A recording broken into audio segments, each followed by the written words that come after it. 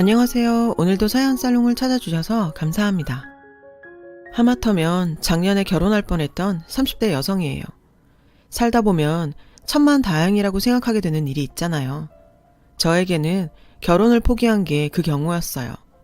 25살 때의 일이에요. 당시 극작가가 되는 게 꿈이었던 저는 문예창작과를 졸업하고 영세한 출판사에서 편집 보조 일을 하고 있었어요.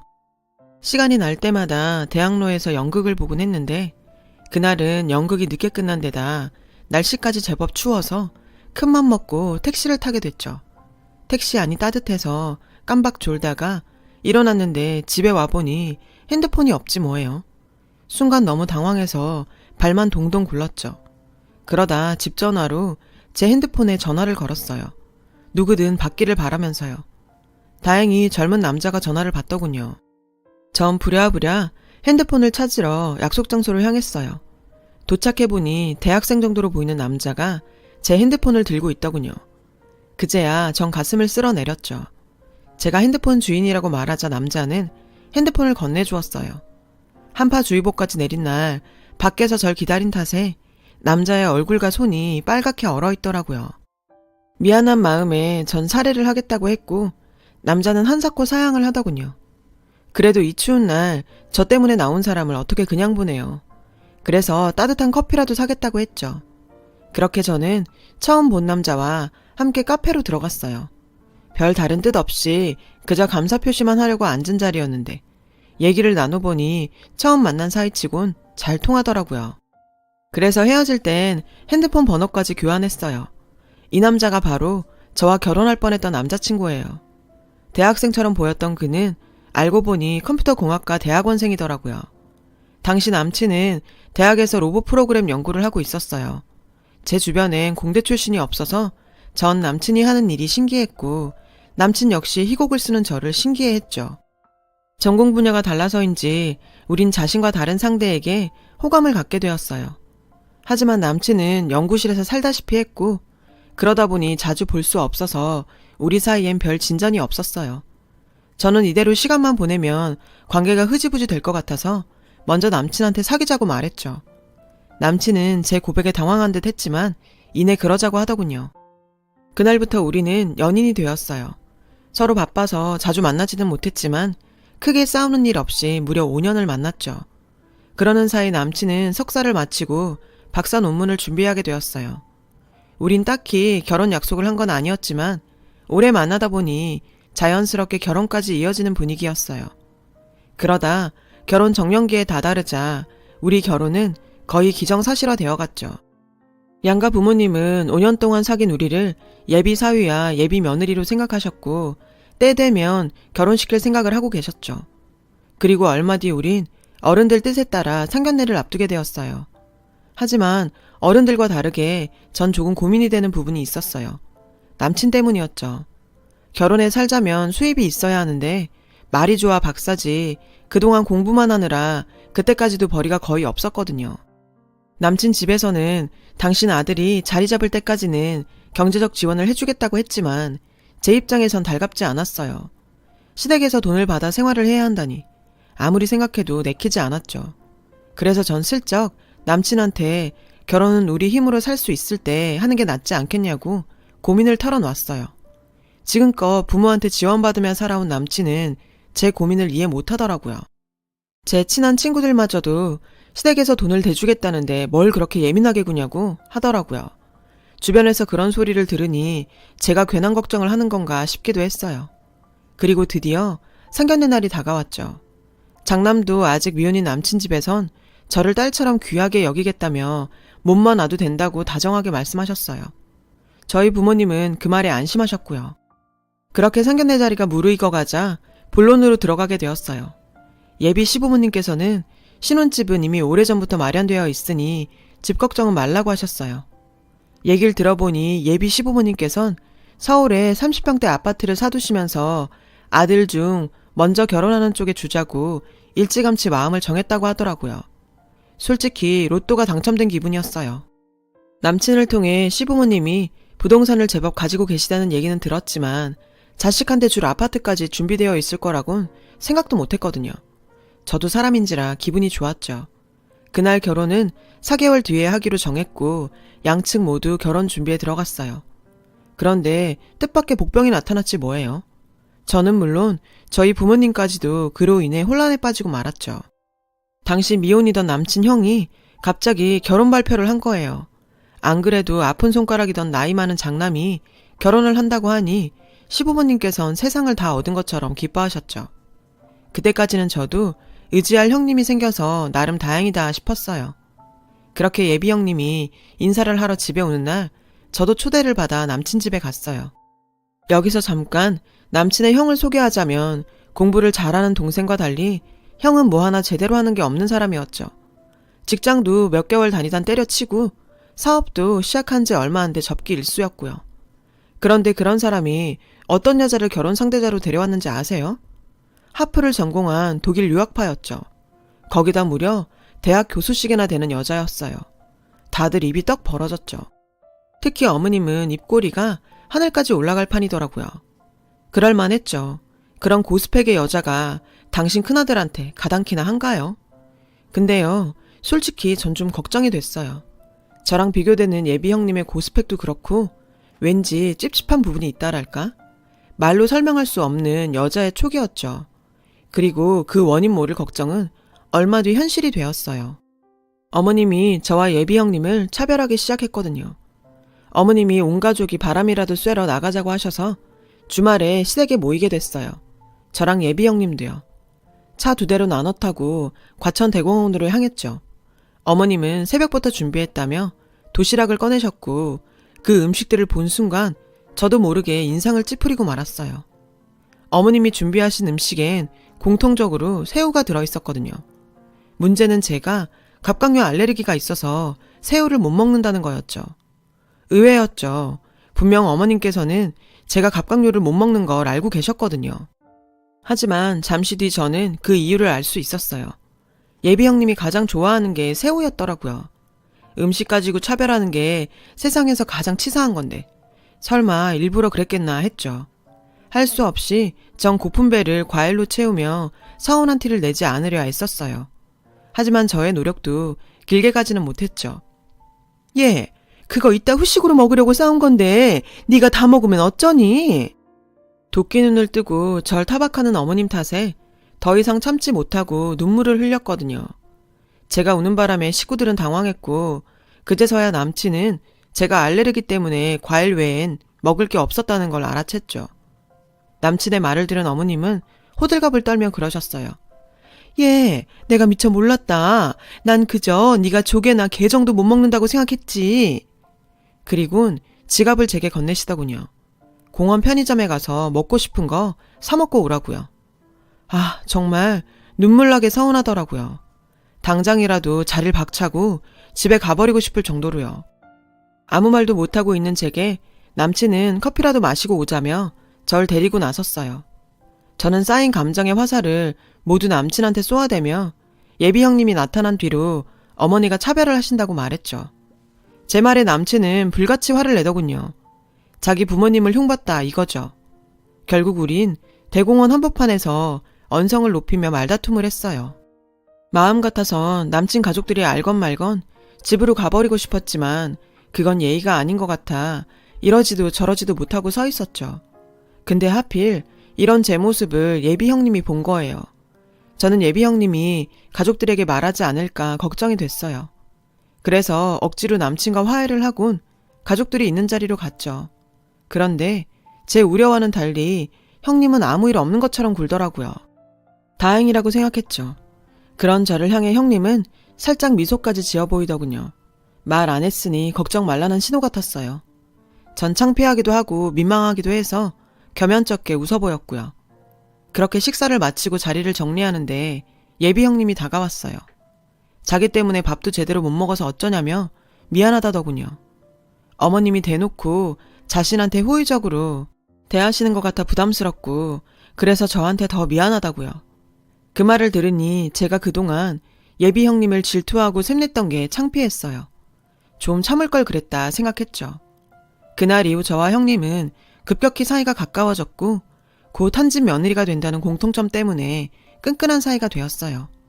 벌써 형님과 동서가 된 듯 둘만 따로 만나 식사를 하거나 쇼핑도 하고 사적인 얘기까지 터놓는 사이가 됐죠. 한 번은 제가 극작가를 목표로 글을 쓰고 있다고 말했더니 어머 멋지다. 어쩐지 동서 보는데 예술하는 사람 같았어. 원래 같은 계통끼린 통한다고 하잖아. 그 말에 저는 형님한테 인정이라도 받은 것 마냥 기뻤어요. 어느새 우린 서로의 예비신랑보다도 가깝게 지내게 되었어요. 하지만 사이가 너무 좋아도 안 좋은 점이 있더라고요.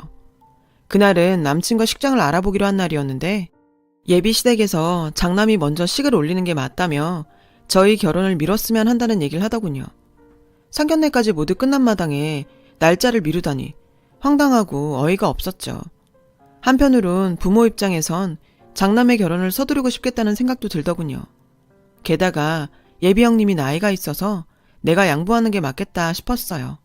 그래서 그러겠다고 했죠. 그런데 거기서 끝이 아니었어요. 상견례 때 저희한테 주시기로 한 아파트도 아주버님한테 주기로 했다며 저한테 이해 좀 해달라고 하지 뭐예요. 남친은 이렇게 다 뺏기고도 나한테 이해하라는 말 뿐이더라고요. 어이가 없어서 정말. 이쯤 되자 저는 이 결혼 자체를 하고 싶지 않아졌어요. 애당초 부모 능력으로 결혼하려고 했던 것부터가 잘못이었죠. 그래서 전 그냥 이 결혼을 그만두자고 말했어요. 그제서야 남친은 큰일이라도 난 듯 저를 달래고 설득하느라 애를 쓰더군요. 하지만 제 마음은 바뀌지 않았죠. 그렇게 집에 돌아온 저는 차마 부모님께 파혼 얘기를 꺼내지 못했어요. 그러던 중에 어머님한테 전화가 왔어요. 석호한테 얘기 들었다. 너 정말 이 결혼 안 할 거니? 아니면 아파트 뺏겼다고 시위하는 거야? 어머님, 처음부터 부모님께 손 벌리며 하는 결혼 달갑지 않았어요. 저희 의사보다 부모님 결정에 휘둘리는 것도 더 이상 못하겠어서 석호 씨한테 그만하자고 한 거고요. 그래? 그럼 네 뜻 잘 알겠다. 이 결혼은 네가 깼다는 거 잊지 말거라. 어머님은 일방적으로 전화를 끊었어요. 황당해서 말도 나오지 않더군요. 어머님과의 통화를 끝으로 결혼 얘기는 없던 일이 돼버렸죠. 저는 부모님께 모든 사실을 얘기했어요. 딸이 파혼하게 된 것도 충격적인데 장남 결혼에 눈이 멀어 한순간에 태도를 바꾼 예비 사돈한테 부모님은 실망하셨죠. 그러면서도 차라리 식 올리기 전에 사돈이 민낯을 알게 돼서 다행이라며 애써 좋은 쪽으로 생각하시려는 것 같았어요. 저도 그렇게 생각하려 노력했고요. 가끔은 내가 좀 참았으면 어땠을까 그런 생각도 조금은 했지만요. 하지만 어머님과의 통화를 생각하면 그만둔 게 잘한 일이란 생각도 들었죠. 그렇게 일주일쯤 지났을까? 파혼 소식을 들은 형님이 전화를 했더라고요. 파혼 소식 들었어. 혹시 우리 때문이야? 아니에요. 제가 석호 씨네랑 맞지 않아서 그런 거예요. 그래도 동서 나는 마음이 편치가 않네. 저 신경 쓰지 마시고 결혼 준비 잘 하세요. 결혼식은 못 가겠지만 나중에 우리끼리는 얼굴 보고 그래요. 전 그렇게 예비 형님과 통화를 마쳤어요. 그렇게 전 파혼을 했고 다시 일상으로 돌아와 직장 생활과 습작을 이어갔어요. 그렇게 한 달 정도 시간이 지났을 무렵 남자친구한테 전화가 왔지 뭐예요. 술을 얼마나 마셨는지 혀가 꼬였더군요. 저는 이러지 말라고 차갑게 말하곤 전화를 끊었어요. 그랬더니 잠시 뒤에 남친의 친구한테 전화가 왔더라고요. 남친이 저와 헤어진 뒤로 논문도 못 쓰고 술에 빠져 산다고 했죠. 그 말에 저는 바보같이 애써 닫은 마음을 다시 열고 말았어요. 5년을 만났는데 어떻게 하루 만에 관계를 끊는다는 것 자체가 무리였죠. 저는 남친이 있는 포장마차로 달려갔어요. 안 본 사이에 수척해진 남친을 보니 마음이 아프더라고요. 남친은 절 보자마자 와라 끌어안고는 아이처럼 엉엉 울었어요. 그 모습에 저도 덩달아 울고 말았고요. 그날 이후 우리는 양가의 비밀로 하고 다시 만나기 시작했어요. 형님에겐 살짝 얘기를 할까 하다가 남친 어머님이 알면 그거대로 형님이 곤란할 것 같아 참았죠. 그렇게 비밀 연애는 한동안 이어졌고 그런 가운데 남친 형의 결혼식 날이 되었어요. 저는 비록 참석할 수는 없었지만 형님한테 결혼 축하 문자를 보냈어요. 하지만 일주일이 지나도 단문은 오지 않았어요. 정신없어서 기억을 못하나 보다 했죠. 그러던 차에 남친으로부터 형님 내외가 신혼여행에서 돌아왔다는 얘기를 들었어요. 그래서 전 형님한테 전화를 걸었죠. 하지만 전화를 받지 않더라고요. 걱정스러운 마음에 형님한테 무슨 일이 있냐고 남친한테 물었죠. 그랬더니 자긴 잘 모르겠다고 하는 거예요. 사실 따지고 보면 별일은 아니지만 왠지 기분은 좀 그렇더라고요. 그래서 친구와 통화 중에 이 얘기를 했더니 이미 파혼한 사람인데 껄끄러워서라도 거리를 두고 싶은 거 아니겠냐더군요. 듣고 보니 그럴 수도 있겠다는 생각이 들었어요. 아직 형님은 남친과 제가 다시 만나는 것도 모르니까요. 사실 남친과 다시 만나면서 언제 양가에 알려야 할까 고민 중이었거든요. 그러던 어느 날이었어요. 전 논문을 쓰느라 지쳐있는 남친한테 주려고 영양제를 사러 백화점에 들렸죠. 주말이라 인파에 치여 진이 다 빠졌어요. 그래서 잠깐 쉴 겸 카페에 들렀죠. 그런데 거기에 형님과 어머님이 있지 뭐예요. 죄 지은 것도 없는데 저는 얼른 몸부터 숨겼어요. 그런데 두 사람이 무슨 얘기를 하는지 궁금하더라고요. 그래서 두 사람 대화에 귀를 쫑긋 세웠죠. 가만히 듣자 하니 글쎄 제 얘기를 하지 뭐예요. 말이 나왔으니 말인데 걔 조건이 어디 우리 석호한테 내밀 조건이니? 너 정도는 돼야 나도 우리 아들이 아깝다는 생각을 안 하지. 안 그러니? 예상했던 일이지만 어머님은 절 깎아내리기에 바쁘시더군요. 그런데 충격적인 건 그 다음이었어요. 그렇죠. 인물이며 학벌이며 그 여자에 비하면 도련님이 한참 아깝죠. 게다가 결혼하면 글 쓴다고 집에 들어앉을 생각이던데 하마터면 도련님만 뼈 빠지게 고생할 뻔했어요. 아, 정말 배신감 장렬이더군요. 제 앞에선 그렇게 살갑게 굴더니 어머님 앞에서 제 욕을 저렇게 할 줄 몰랐어요. 그때였죠. 남친이 카페로 들어왔어요. 왔니? 우리 박사아들. 어머님은 남 들으라고 소리치더군요. 그런데 잠시 뒤 한껏 차려입은 늘씬한 여성이 그 테이블로 가지 뭐예요. 형님은 그 여자를 어머님과 남친한테 인사시켰어요. 전에 말씀드렸던 제 후배예요. 인사해. 여긴 우리 어머님, 그리고 도련님. 어머나 곱게도 생겼다. 외국에서 바이올린 전공했다면서요. 어쩜 우리 집 며느리들은 고상한 음악가들만 있네. 며느리? 순간 잘못 들었나 했어요. 이미 전부터 얘기가 오갔는지 내 사람은 꽤 다정해 보이더라고요. 바빠서 씻을 시간도 없다던 남친은 아주 때 빼고 광까지 내고 나왔더라고요. 뒤통수를 세게 한 대 맞은 기분이었어요. 이런 인간한테 준다고 영양제까지 산 제가 한심하더라고요. 전 그 길로 남친이 있는 테이블로 갔어요. 절 보자 다들 귀신을 본 얼굴이더라고요. 자기야, 여긴 어떻게... 남친은 말까지 더듬더라고요. 일단 저는 어머님께 인사부터 했어요. 안녕하세요. 오랜만에 인사드리네요. 어머, 내가 여긴 왜 왔니? 왜 오긴요. 백화점에 쇼핑하러 왔죠. 누가 들으면 백화점이 어머니 건 줄 알겠어요. 쇼핑하러 왔으면 쇼핑이나 해라. 괜히 남의 일에 신경 쓰지 말고. 네, 저도 그러고 싶네요. 그런데요, 어머님. 남의 일은 아니라서 한 말씀 드려야겠네요. 저 어머님 아들이랑 다시 만나고 있어요. 하도 다시 만나달라고 징징대서 거지 동냥 주는 심정으로 만나주고 있다고요. 제 딴에 논문 때문에 힘든 사람 매정하게 끊으면 나중에 제 탓할까봐 참았는데요. 더 이상은 안 되겠네요. 꼴에 양다리까지 걸치려 들어? 30 넘도록 집 밥벌이도 못하는 남자. 그래도 사람은 착한 것 같아 만나줬더니 착하긴 개뿔. 인성도 개판이네요. 저런 건 재활용도 안 되겠어요, 어머님. 그래서 제가 차려고요. 아참, 그리고 형님. 아니 지연씨. 내 앞에선 그렇게 시집 욕을 하더니 어쩜 그렇게 연기를 잘하세요? 가진 거라곤 돈밖에 없는 무식한 것들이라더니 그쪽이랑 딱이네요. 그리고 너 제발 전화 좀 하지 마. 무슨 남자가 그렇게 구질구질하니? 끝으로 5년 사귄 정으로 충고 하나만 하겠는데 너 인생 그따위로 살지 마. 내가 다 쪽팔린다야. 저는 들고 있던 영양제 백으로 남친의 뒤통수를 세게 한 대 치고는 그 자리를 빠져나왔어요. 제 뒤로 세 사람이 옥신각신하는 소리가 들리더군요. 그러거나 말거나죠. 사고는 예고 없이 터진다더니 전 그날 제대로 사고를 치곤 집에 돌아와 두 다리 쭉 뻗고 잠들 수 있었어요. 역시 앙금은 속에 담아두고 살면 안 되는 거였어요. 얼마 뒤 저는 전남친에 대한 소식을 들을 수 있었어요. 글쎄 하프를 전공했다던 유학파 형님은 하프는 구경도 못한 강원도 산골 출신이더라고요. 게다가 대학 교수는커녕 상고 출신의 사채업자 사무실의 경리였고요. 전 남친 엄마는 사기 결혼이라며 길길이 날뛰었고 혼인 무효 소송까지 벌였는데 알고 보니 그게 전부 아파트에 눈이 먼 장남이 꾸민 짓이었다지 뭐예요. 아주 뒤통수를 제대로 맞은 거죠. 참, 박사 논문을 준비하던 전 남친은 논문 표절로 논문 심사에서 탈락했다더군요. 하여간 그놈의 찌질함은 어디가 끝인지. 그 일이 있은 뒤 저는 연애와 결혼은 뒷전으로 하고 직장과 작품을 쓰는 데만 온 힘을 다했어요. 그 결과 1년이 지난 지금 저는 직장을 그만두고 연극판에 있어요. 극작가가 된 건 아니고 현장에서 뛰면서 생생한 글을 쓰고 싶어 내린 결정이었죠. 하루하루 시간과 싸우며 머리를 쥐어뜯는 게 일상이지만 그래도 전 행복해요. 아직은 앞날이 캄캄하지만 이 길을 따라가다 보면 제가 원하던 그곳에 도착할 것 같거든요. 왜 그러잖아요. 작가들에게 상처는 훈장과 같다고요.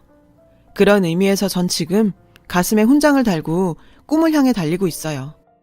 가끔은 지난 연애가 떠올라 감정이 복잡 미묘해지기도 하지만 그 역시 제겐 쓸거리가 되기에 잘 묵혔다가 역작으로 승화시키려고 해요. 지긋지긋했던 순간이 추억이 되길 기다리면서요. 여러분, 사연 댓글에 응원과 현명한 조언 부탁드려요. 좋아요와 구독은 저에게 큰 힘이 됩니다. 오늘도 좋은 일 가득하세요.